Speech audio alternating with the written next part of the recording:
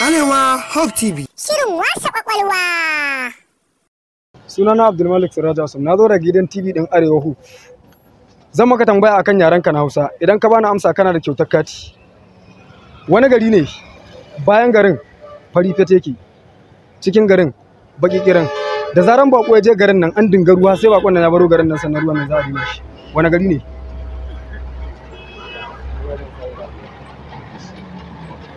Baka san menene amsa ba? Shikenan ba da mu.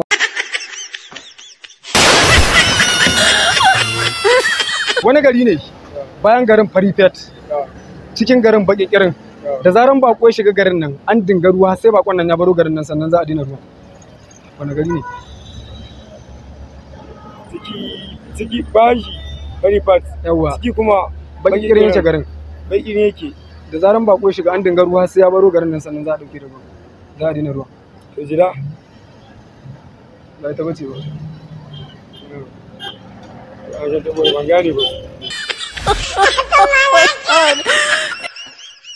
Wani gari ne bayan garin Farifet cikin garin baki kirin da zaran bako ya shiga garin nan an dinga ruwan sama har sai bakon nan ya baro garin nan sannan za a dina ruwa.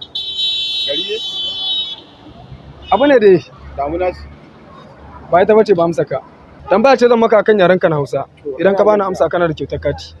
Wani gari ne bayan garin Farifet cikin garin baki kirin da zaran bako ya shiga garin nan an dinga ruwa har sai bakon nan ya baro garin sannan za a dina ruwa. Wani gari ne? Gaskiya ba zan iya cewa ba. Ka sa ni an sa tambaya mai wahala. Wani gari ne bayan garin Fari cikin garin baki idan bako ya je garin nan an dinga ruwa a garin har sai bakon nan ya baro garin sannan za a dina. Wani gari ne? Wani gari ne bayan garin Farifet cikin garin baki kirin da zaran bako ya je garin nan an dinga ruwa har sai bakon nan ya baro garin sannan za a dina ruwan. Wani gari ne?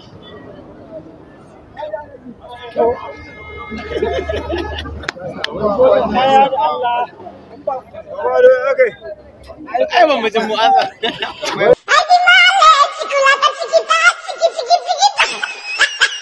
Tambaya ce zan maka akan yarenka na Hausa. Idan ka bani amsa kana da kyautar kati.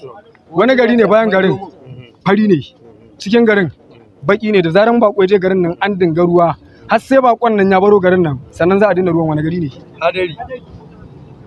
Amsan tambayar mu ta yau shine ido. Kowa da ya san bayan ido fari ne sannan cikin ido baki ne da zaran abu ice ko kwaro ko wani abu ya fada maka cikin ido idan ka dinga ruwa har sai an cire wannan abin sannan ido zai daina ruwa. Wannan abin da ya fada maka shine bakon da yake zuwa cikin ido. Shine amsar tambayar mu ta wannan satin. Arewa Hope TV. Shirin wasa kwakwalwa.